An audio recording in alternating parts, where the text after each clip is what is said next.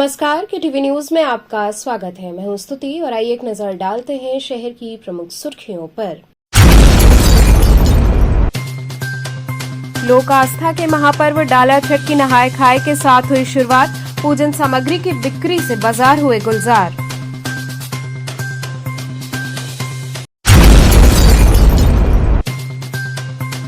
एक व्यक्ति ने अपनी पत्नी और 2 बेटे व एक बेटी की गोली मारकर की हत्या। घटना के बाद की आत्महत्या।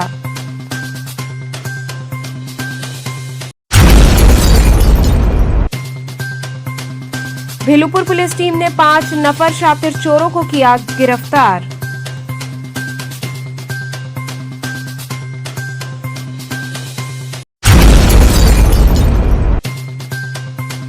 और नवसंघ द्वारा देवनाथपुरा में स्थापित माता काली की प्रतिमा का कड़ी सुरक्षा व्यवस्था के बीच हुआ विसर्जन। और अब खबरें विस्तार से। लोक आस्था के महापर्व डाला छठ की नहाय खाए के साथ शुरुआत हुई। छठ पूजा की सामग्री की बिक्री से बाजार गुलजार हो गए हैं। लोक आस्था का महान पर्व छठ शुरू हो गया है। 4 दिनों के महापर्व का आज पहला दिन है। इसे नहाय खाए या लौका भात कहते हैं। कद्दू भात या कदुआ भात इसलिए कहते हैं क्योंकि इस दिन शुद्ध जल से स्नान कर लोग कद्दू यानी लौकी के साथ चना दाल डालकर सब्जी बनाते हुए इसे खाते हैं और साथ में अरवा चावल का भात खाते हैं। अभिप्राय तो इस नाम का भी शुद्धता सात्विकता से है, लेकिन नहाय खाए कहने के पीछे असल में सात्विकता की कई कसौटियों का जिक्र भी आ जाता है। इस दिन सिर्फ नहाकर खाना ही प्रक्रिया नहीं है, आज पूरी तरह से तैयारी का असल दिन है।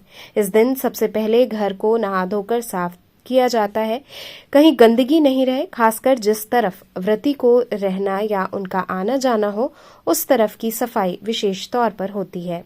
इसके बाद व्रती और उनके साथ कुछ सहयोगी नहा धोकर आगे के काम में लग जाते हैं। आगे का काम एक तरफ कद्दू भात बनाना तो दूसरी तरफ मुख्य पूजा के प्रसाद बनाने वाले गेहूं चावल को धोकर सुखाना होता है। छठ पूजा की शुरुआत आज जिस नहाय खाए से हो रही है। आज व्रती शुद्धता और पवित्रता का पालन करते हुए लौकी की सब्जी, चने की दाल और भात का सेवन कर निर्जला उपवास की शुरुआत करेंगी। इसके बाद कल यानी 6 नवंबर को खरना पूजन, 7 नवंबर को शाम में सूर्य अर्घ और 8 नवंबर को प्रातःकालीन अर्घ के बाद पारण होगा। इसके साथ इस महापर्व का समापन होगा। छठ पर्व की तैयारी में हर व्रती महिला और परिवारी जन जुटे हुए हैं। छठ महापर्व को देखते हुए बाजार भी सज गए हैं और गन्ना, तरह तरह के फल, सूप, दौरी की लोग जमकर खरीदारी कर रहे हैं।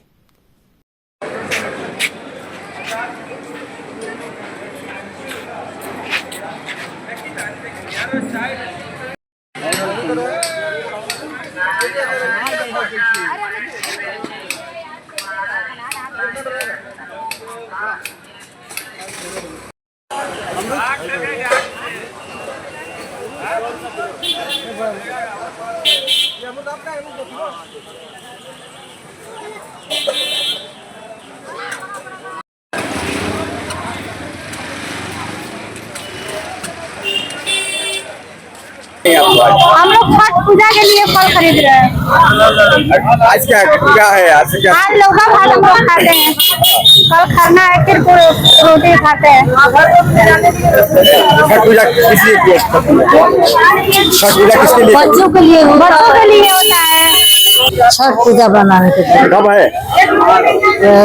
7 तारीख को है। आज से क्या कहोगे? आज लौका भात है, कल खरना है और 7 तारीख को पहला अर्घ है और दूसरा 8 को। क्या महत्व किसी पूजा करते हैं? बच्चों के लिए करते हैं, परिवार के लिए, सभी लोग के लिए करते हैं।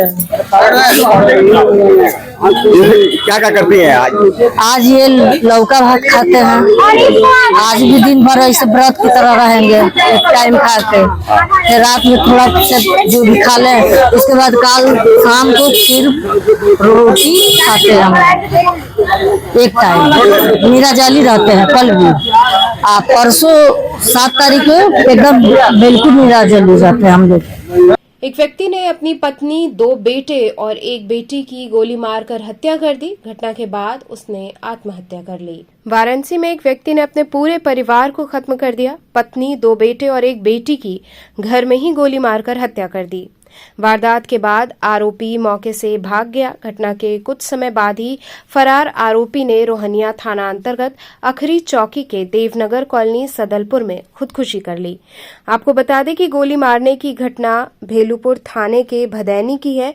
आरोपी का नाम 45 वर्षीय राजेंद्र गुप्ता है। उसने सोमवार देर रात वारदात को अंजाम दिया। मंगलवार दोपहर हत्या की जानकारी किराएदारों को हुई, तब पुलिस को सूचना दी गई। पुलिस ने बताया कि मृतकों की शिनाख्त राजेंद्र की पत्नी 42 वर्षीय नीतू गुप्ता, बेटा 25 वर्षीय नवनेंद्र, 15 वर्षीय सुबेंद्र और बेटी 16 वर्षीय गौरांगी के तौर पर हुई है। राजेंद्र जिस मकान में रहता है उसमें करीब 20 किराएदार रहते हैं, लेकिन किसी को भनक तक नहीं हुई।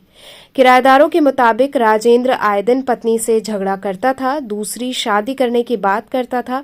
उसे किसी ज्योतिषी ने बताया था कि आपकी तरक्की में पत्नी बाधा बन रही है, इसलिए उसने पत्नी के साथ बच्चों को मार डाला। राजेंद्र पत्नी, बच्चों के साथ इस घर में रहता था, बाकी परिवार अलग रहता है। वारदात की सूचना पर राजेंद्र की मां मौके पर पहुंची। काफी बुजुर्ग होने के चलते वो ठीक से न बोल पा रही थीं और न ही चल फिर पाती हैं। किराएदारों की सूचना पर इंस्पेक्टर भेलूपुर सहित कई थानों की फोर्स और पुलिस अधिकारी मौके पर पहुंच गए। पुलिस राजेंद्र के मोबाइल नंबर के आधार पर उसकी लोकेशन ट्रेस करने में जुटे रही। मौके पर डीसीपी काशी जोन गौरव वंशवाल सहित फॉरेंसिक एक्सपर्ट पहुंचे।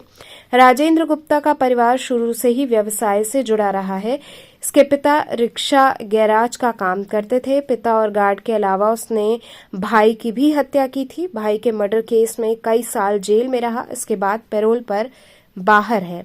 पड़ोसियों ने बताया कि राजेंद्र इससे पहले अपने पिता की हत्या कर चुका है, हालांकि कब की थी ये जानकारी नहीं दे पाए।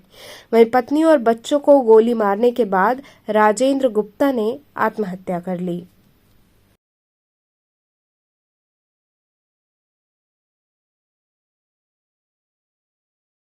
निकल के सामने आया है। अभी भेलूपुर थाना क्षेत्र में ये सुबह 112 पे सूचना मिली थी कि एक ही परिवार के बीवी और 3 बच्चों की हत्या कर दी गई है। यहाँ पे तत्काल मौके पे पुलिस पहुंची थी और इनकी जो यहाँ पे माता जी रहती थी, उन्होंने बताया कि ये पारिवारिक विवाद कुछ चल रहा था इनका पिछले कुछ वर्षों से, उसी में ये हत्या हुई है। अभी पुलिस इसमें जाँच कर रही है कि किसने ये कारित की है हत्या और क्या कारण रहा। बताया जा रहा है कि जो पति है राजेंद्र गुप्ता, उस पर शक जताया जा रहा है क्योंकि उसने पहले भी हत्या की चुकी है, ऐसा बताया जाता है, और अभी जो है फरार भी चल रहा है। राजेंद्र गुप्ता के ऊपर पूर्व में भी मुकदमा चला है हत्या का 1997 में। उसके बाद इसके पर 2 और मुकदमे रहे हैं और अभी ये फरार हैं। अभी इनकी तलाश जारी की जा रही है। जो अभी तक आप लोगों ने जांच की है उसके अनुसार इस हत्या का प्रथम दृष्टया कारण क्या पाया है? पारिवारिक कलह जो बताया जा रहा है माता जी द्वारा, वो पारिवारिक कलह ही बताया जा रहा है कि इनका कुछ आपस में विवाद चल रहा हो। लगभग कितने बजे की घटना है ये? लगभग कितने बजे की ये घटना है? देर रात्रि की है, क्योंकि जिस अवस्था में शव मिले हैं वो ऐसा प्रतीत हो रहा है कि जैसे वो सोए हुए थे और उसी टाइम गोली मार के हत्या की गई है। सर, कितने लोगों की हत्या हुई है और क्या उम्र है लगभग? इसमें जो पत्नी है वो उनकी उम्र है 45 साल और 3 बच्चे हैं जिनकी 25, 15 और 16 साल है उम्र। वेपन क्या रहा है और किस तरह से मर्डर हुआ है? ये पिस्टल प्रतीत हो रहा है क्योंकि मौके पे खोखा भी मिला है, तो प्रथम दृष्टया पिस्टल इसका उपयोग हुआ। माता जी ने क्या बताया आपको, किस तरीके का पारिवारिक कलह था और क्या कितने दिनों से ये कलह चल रहा था, और जब घटना हुई तो उसमें माता जी कहाँ थी? माता जी जो है वो अलग कमरे में सोती थी, तो इन्होंने बताया कि जो लड़के और जो बच्चे थे इनका और जो इनकी पत्नी थी उनका पति से काफी विवाद रहता था और लड़ाई झगड़ा होता रहता था। ये पेरोल पे भी थे क्या राजेंद्र जी? ये अभी क्योंकि इनका 97 का जो मर्डर का मुकदमा था उससे ये फिर बेल पे आ रखे थे। किसका मर्डर का था मुकदमा? क्या अपने ही किसी परिवार या अभी उसकी सूचना अभी जांच की जा रही है, उसकी क्या क्या डिटेल थे वो भी निकाले जा रहे हैं। अभी बाकी चीजों की जांच की जा रही है क्या क्या है इसमें। हाँ, अभी ये फरार चल रहे हैं यहाँ पे, इनकी पता लगाया जा रहा है इनकी लोकेशन। प्रथम दृष्टया जो आरोपी है वो राजेंद्र गुप्ता ही है। अभी प्रथम दृष्टया यही प्रतीत हो रहा है कि राजेंद्र गुप्ता ने ही इनकी हत्या की है।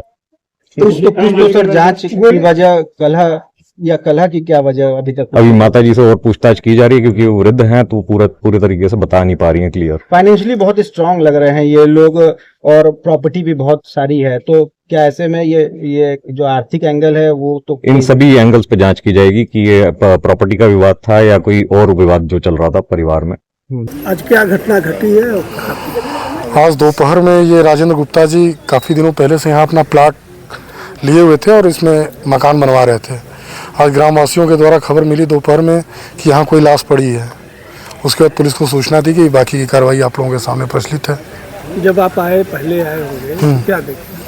नहीं आए तो हम अंदर नहीं गए, हम जब तक आए यहाँ पे पुलिस आ चुकी थी। अच्छा, आपके आने से पहले पुलिस आ चुकी थी यहाँ। अच्छा, गांव वालों से सूचना मिली है? हाँ, गाँव वालों से सूचना मिली।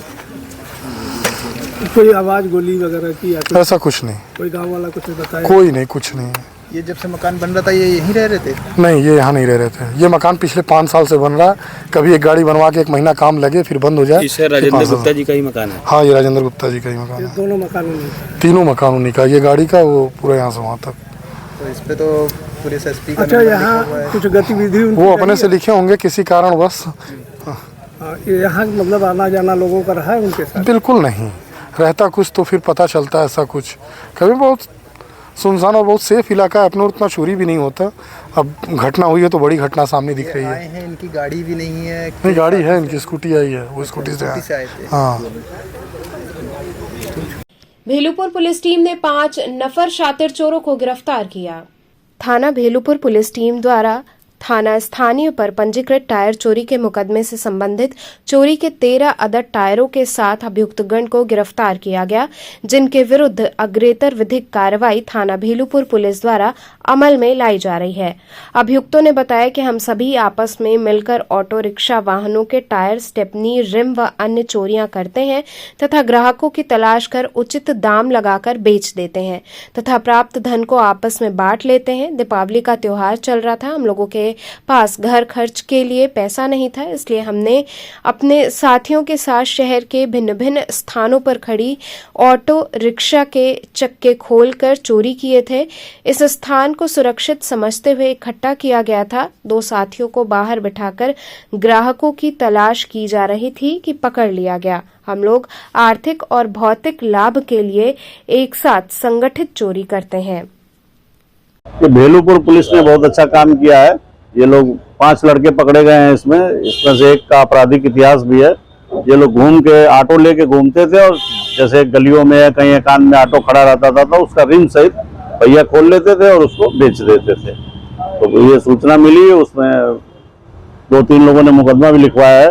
फिर इन लोगों ने पूरी टीम ने भेलूपुर की उसको सीसीटीवी फुटेज जगह जगह देख के इनको आइडेंटिफाई किया और पकड़ के इनसे क्या बरामद हुआ है? ये टायर और रिम 13 ये टायर और रिम सहित ये सब सारी चीजें बरामद हुई जो चोरी हुए थे। सारे अपराधी बनारस के ही विभिन्न थानों के हैं, तो बाकी उनका आपराधिक इतिहास और वो चीजें देखी जा रही हैं। कितने दिनों से सक्रिय थी, कितने घटनाएं? ये तो भी 2-3-4 महीनों से तो लगातार हो रही थी। जगह जगह इस थाने में, कोई मड़ुआडीह में, कोई भेलूपुर में, तो जहाँ जहाँ से सूचना मिलती थी तो उस पर काम हो रहा था। सब ये गैंग बना करके चोरी करते क्या इनको पे रजिस्टर कर रहा है? बिल्कुल लगेगा, क्योंकि संपत्ति से संबंधित अपराध कर रहे थे, गिरोह बना के संगठित रूप से, और अपने इसी से इनका जीविकोपार्जन चल रहा था। तो निश्चित रूप से नहीं, अभी तो बालिग ही दिख रहा है मुझे। और लोग घटनाएं शामिल है कि अब इसमें और इन्वेस्टिगेशन का काम चल रहा है, तो उसमें जो लोग शामिल होंगे और इसमें खरीदने वाले और लोग जो इनको प्रोत्साहित करने वाले, तो उसके खिलाफ भी कार्रवाई की जाएगी। आपकी तरफ से पुलिस तो बहुत बढ़िया काम किया है और हम इनको शाबाशी देते हैं, बधाई देते हैं। सर, इन लोग को नहीं लगता कि मतलब पुलिस का भय है, मतलब इस तरह से सारी चीजें ये काम करते हैं लोग? ये एक समाज में व्यवस्था है, आप जानते हैं, सदियों से पुलिस अपना काम करती है। जो गलत लोग हैं वो भी अपना काम करते रहते हैं। हम कोशिश करके, प्रयास करके अपराध को घटाने का प्रयास करते रहते हैं। नवसंघ द्वारा देवनाथपुरा में स्थापित माता काली की प्रतिमा का कड़ी सुरक्षा व्यवस्था के बीच विसर्जन हुआ। नवसंघ की ओर से देवनाथपुरा में स्थापित मां काली की प्रतिमा का सोमवार को विसर्जन किया गया। कड़ी सुरक्षा व्यवस्था के बीच शोभा यात्रा निकाली गई। स्थापना स्थल से कंपनी बाग मैदागिन तक फोर्स तैनात रही। कंपनी बाग स्थित मंदाकिनी कुंड में विसर्जन तक जिला और पुलिस प्रशासन के अफसर लगातार नजर बनाए हुए थे। अति संवेदनशील क्षेत्र होने के कारण देवनाथपुरा में विशेष सतर्कता रही। हर क्षण और हर कोने कोने पर पैनी नजर रही। सादे वेश में पुलिस सुबह से चक्रमण कर रही थी। खुफिया तंत्र सजग रहा। पुलिस कमिश्नर मोहित अग्रवाल पल पल की जानकारी ले रहे थे। देवनाथपुरा से शाम करीब 6 बजे गाजे बाजे के साथ विसर्जन शोभा यात्रा निकली। मार्ग के दोनों तरफ से रस्सी को लगभग 1 किलोमीटर तक घेरा बना दिया गया। सिर्फ पूजा समिति से जुड़े लोग ही नजर आ रहे थे। शोभा यात्रा के मदनपुरा पहुंचने पर सड़क खाली करा दी गई। पुलिस अधिकारी माइक से लोगों को किनारे रहने की अपील कर रहे थे। गुदौलिया की और वाहनों की आवाजाही बैरिकेडिंग कर रोक दी गई थी। मां काली की प्रतिमा लगभग 9 बजे गुदौलिया चौराहा पहुंची। यहां गुदौलिया चौराहे पर फेरा लगाया गया। इसके बाद शोभा यात्रा बासफाटक चौक बुलानाला होते हुए मैदागिन स्थित कंपनी बाग पहुंची, जहां प्रतिमा का विसर्जन हुआ।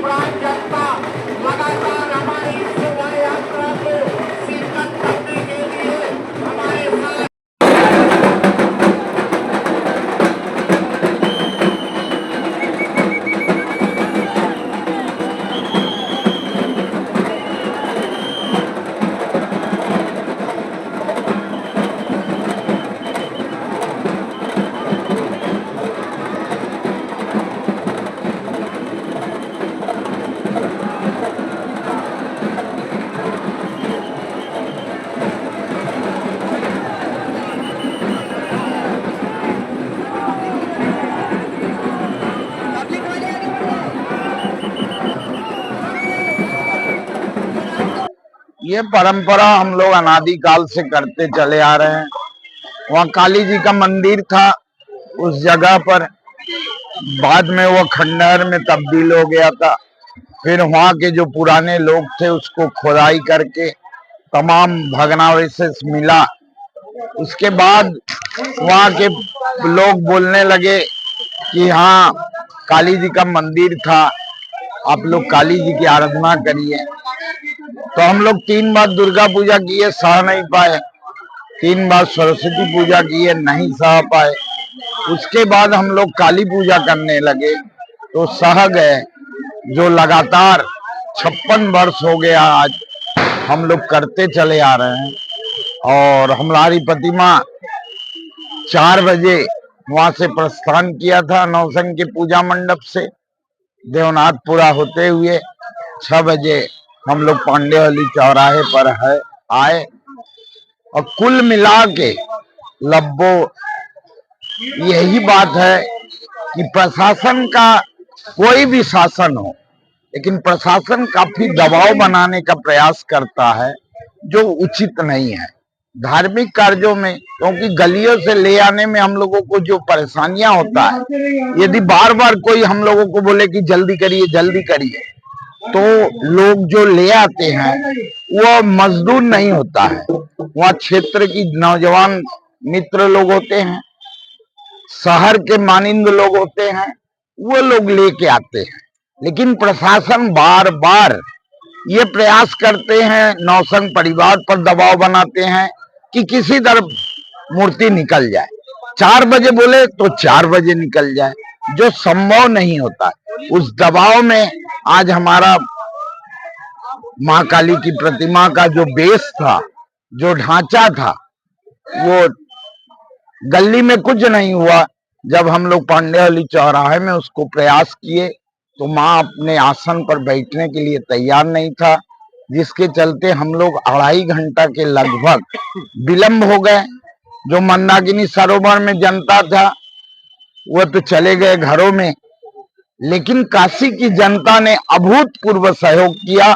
खाली हमको पांडेवली से यहाँ तक मैदागिन तक नरमुंड ही दिखाई दे रहा था, क्योंकि हम ऊंचे में थे। तो काशी की जनता को, हिंदू जनमानस को हम लोग नौसंग परिवार की तरफ से मां काली के श्री चरणों में शीश नवाते हुए काशी की धर्मप्राण जनता को आभार व्यक्त करते हैं, उनके चरणों में नमन करते हैं, वंदन करते हैं और आगे आने वाले दिनों में यही प्रार्थना करेंगे कि नौसंग परिवार कोई भी धार्मिक कार्यक्रम करेंगे तो सनातन धर्मावलंबी हिंदू जनमानस नौसंग परिवार को सहयोग प्रदान करेंगे। इसी आशा और विश्वास के साथ मां को हम लोग विसर्जित कर दिए और अपने अपने घरों पर शांतिपूर्ण ढंग से सारे लोग जाए। यातायात जागरूकता अभियान के तहत हरिश्चंद्र बालिका इंटर कॉलेज में गोष्ठी के माध्यम से छात्राओं को जागरूक किया गया। पुलिस उपायुक्त यातायात कमिश्नरेट वाराणसी के आदेश पर माह पर्यंत चल रहे यातायात जागरूकता अभियान के तहत मंगलवार को हरिश्चंद्र बालिका इंटर कॉलेज में छात्राओं को एक गोष्ठी के माध्यम से सड़कों पर लग रहे भीषण जाम से कैसे निजात मिले इसकी जानकारी दी गई। छात्राओं को शपथ भी दिलाई गई कि शहर को जाम मुक्त कैसे किया जाए, कैसे स्कूटी सहित गाड़ियां चलाई जाए, खुद सुधरे और दूसरों को भी सुधारें। घरों में पड़ोस में भी छात्र छात्राएं लोगों को यातायात के संबंध में जानकारी दे तो कुछ हद तक जाम कम हो सकता है। सभी छात्राओं को शपथ दिलाई गई कि जगह जगह लग रहे जाम की समस्या देख खुद लोगों को जागरूक करने का कार्य करें। पुलिस की जो मदद होगी मिलेगी। ये जागरूकता अभियान चलता रहेगा। टोटो, ऑटो, 2 पहिया और 4 पहिया वाहन चालक यदि नहीं मानते हैं तो चालान भी कटेगा।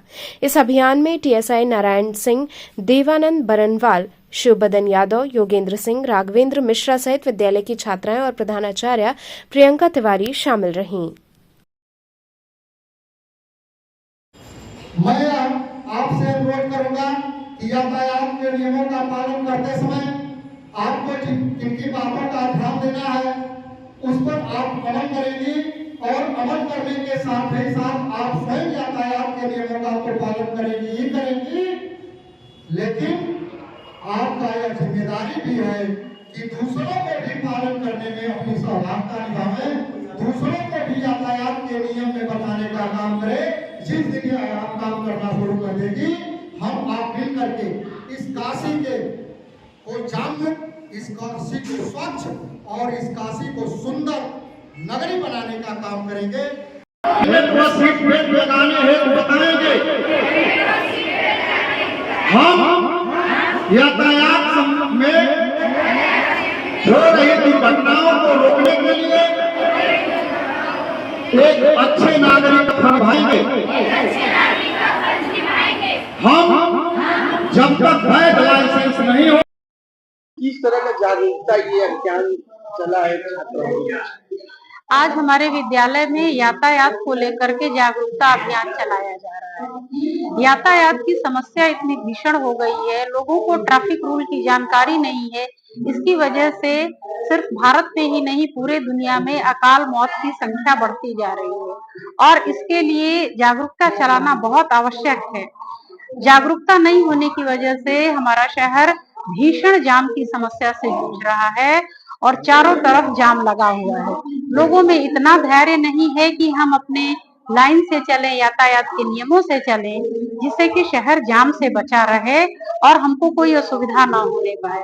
तो चूंकि हमारे विद्यालय में बच्चियां पढ़ती हैं और बच्चियों को जब हम नियमों की जानकारी देंगे तो ये अभी युवा वर्ग है, ये अगर शिक्षित हो जाएंगे, इनको नियमों की जानकारी हो जाएगी तो ये अपने घरों में अपने रिश्तेदारों को, अपने पड़ोसियों को जागरूक करेंगे तो काफी हद तक यातायात से होने वाली समस्याओं से हम बच जाएंगे। उसी को लेकर के आज हमारे विद्यालय में यातायात जागरूकता कार्यक्रम चलाया जाए। काशी पहुंचे शंकराचार्य अविमुक्तेश्वरानंद सरस्वती का संतों भक्तों द्वारा भव्य स्वागत अभिनंदन हुआ। 36 दिन में 36 राज्यों में गौध्वज प्रतिष्ठित कर काशी पधारे ज्योतिष पीठाधीश्वर जगतगुरु शंकराचार्य अविमुक्तेश्वरानंद सरस्वती जी महाराज का काशी में रहने वाले 36 राज्यों के प्रतिनिधियों ने अपने अपने पारंपरिक परिधान, राजकीय चिन्ह व गौध्वज के साथ अद्भुत स्वागत व अभिनंदन किया। भारी संख्या में उपस्थित संतों, भक्तों व काशीवासियों ने जोरदार ढंग से पुष्प वर्षा, आतिशबाजी के साथ जय घोष करते हुए शंकराचार्य जी को पालकी में आरूढ़ कराकर क्षेत्र में सवारी निकाली। शंकराचार्य शंकराचार्य जी के निकली सवारी के दौरान क्षेत्रवासी प्रफुल्लित होकर अभिनंदन व वंदन कर रहे थे। ये जानकारी देते हुए मीडिया प्रभारी संजय पांडे ने बताया कि शंकराचार्य जी महाराज के आगमन से संतों भक्तों में असीम ऊर्जा की लहर दौड़ गई। श्री विद्या मठ को फूलों और हजारों दीपक से सजाया गया था। श्री विद्या मठ पहुंचने पर सर्वप्रथम संतोष चौबे व चांदनी चौबे ने वैदिक मंत्रोच्चार के मध्य शंकराचार्य जी महाराज के चरण पादुका का पूजन किया। श्री विद्या मठ में उपस्थित देश विदेश से आए भक्तों ने शंकराचार्य जी महाराज को 56 भोग समर्पित कर सामूहिक रूप से आरती उतारी। साध्वी पूर्णांबा द्वारा रचित गीत जगतगुरु बिरुदावली गान का लोकार्पण श्री विद्या मठ में ज्योतिर्मठ के शंकराचार्य स्वामी अविमुक्तेश्वरानंद सरस्वती महाराज के कर कमलों से हुआ। समस्त कार्यक्रम के दौरान गौ सांसद साध्वी पूर्णांबा, शारदांबा, ब्रह्मचारी मुकुंदानंद, ब्रह्मचारी परमात्मानंद, संजय पांडे, राजनाथ तिवारी सहित भारी संख्या में संत व भक्त उपस्थित रहे। सजवा दो द्वार द्वार।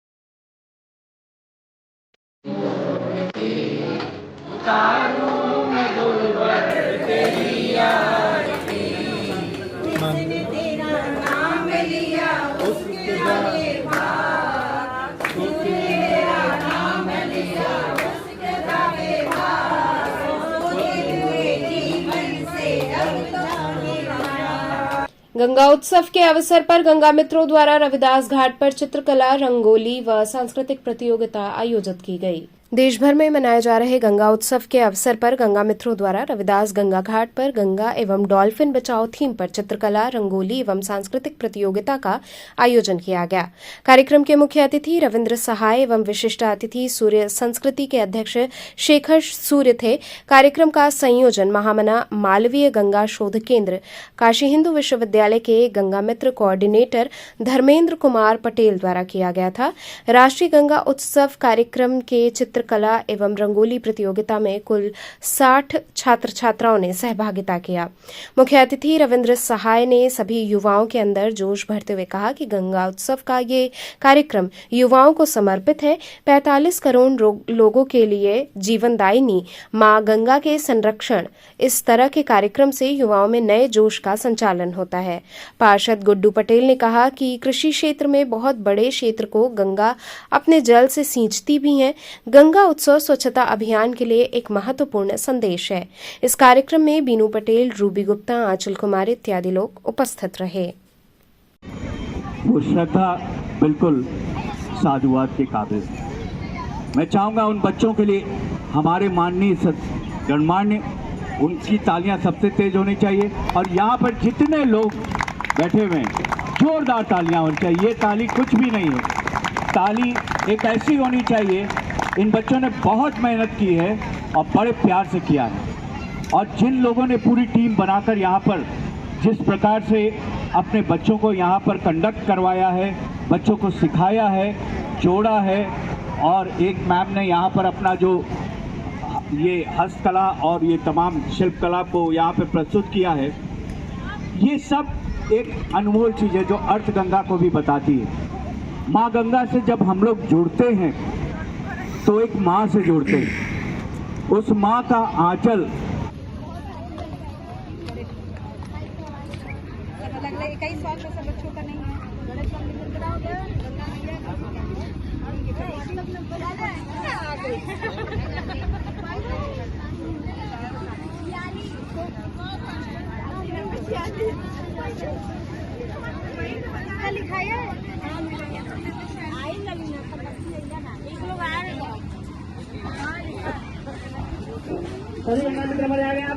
दिशा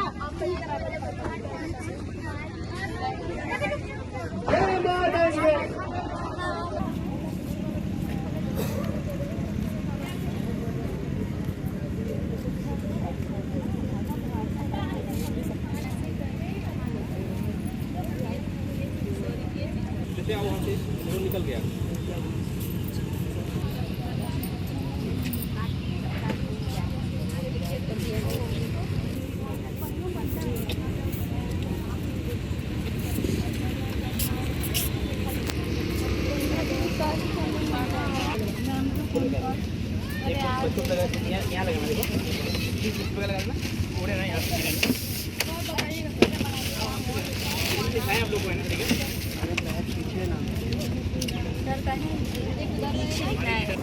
किस तरह का यहाँ प्रोग्राम आयोजित किया गया है, क्या उद्देश्य रखा? जैसा कि आज रविदास घाट पर, काशी के रविदास घाट पर आज गंगा उत्सव का महाकुंभ लगने लगा है, जो कि पिछले हर साल 5 सालों से लगातार हम लोग करते आ रहे हैं। पूरे विश्व भर में, पूरे देश भर में गंगा बचाओ को लेकर, नदियाँ बचाओ को लेकर यह आयोजन लगातार किया जाता है नमामि गंगे द्वारा। जो कि हमारा जो सेंटर है BHU में सेंटर है हम लोग का है, महामना मालवीय गंगा शोध केंद्र, जिसके चेयरमैन हैं प्रोफेसर BD त्रिपाठी सर। उनके सानिध्य में हम लोग आज यहाँ पर रविदास घाट पर गंगा उत्सव का आयोजन कर रहे हैं, जिसमें कि रंगोली प्रतियोगिता, चित्रकला प्रतियोगिता और सांस्कृतिक कार्यक्रम है, जिसमें डॉल्फिन बचाओ गंगा बचाओ को लेकर थीम हमारा है। कैसे हम लोग पिछले जो 6 वर्षों से लोग लगातार पर्यावरण से बढ़िया काम करते आ रहे हैं गंगा स्वच्छता को लेकर, आज उसी को लेकर गंगा और डॉल्फिन बचाओ के लिए हम लोग ये प्रतियोगिता करा रहे हैं, जो कि भिन्न भिन्न विद्यालयों से, काशी हिंदू विश्वविद्यालय से, महात्मा गांधी काशी विद्यापीठ से, शिविर कॉन्वेंट से, बहुत से डिफरेंट स्टेट से भी बच्चे हमारे यहाँ पर आए हैं जो भाग ले रहे हैं। इस कार्यक्रम में कितने बच्चे भाग लिए हैं? इस कार्यक्रम में हमारे 100 से ज़्यादा बच्चों ने भाग लिया है।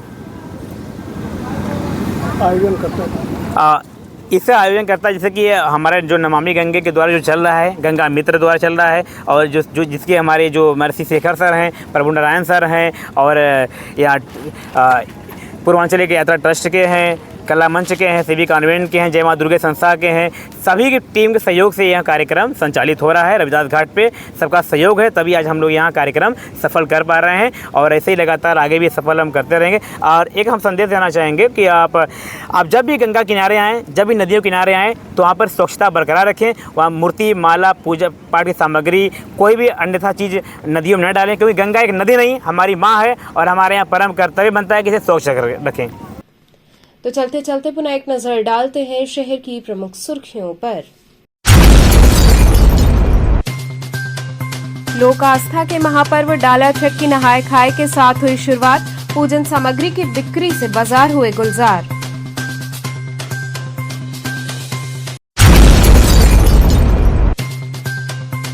एक व्यक्ति ने अपनी पत्नी और 2 बेटे व 1 बेटी की गोली मारकर की हत्या। घटना के बाद की आत्महत्या।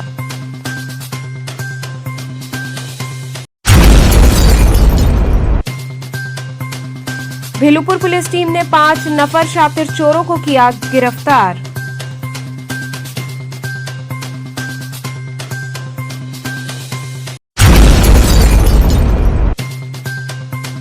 और नवसंघ द्वारा देवनाथपुरा में स्थापित माता काली की प्रतिमा का कड़ी सुरक्षा व्यवस्था के बीच हुआ विसर्जन।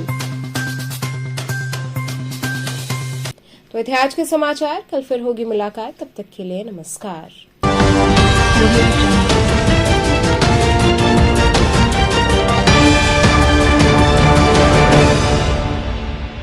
खबरों से जुड़े रहने के लिए हमारे चैनल KTV वाराणसी को सब्सक्राइब करें और लेटेस्ट अपडेट्स के लिए बेल आइकन को प्रेस करें।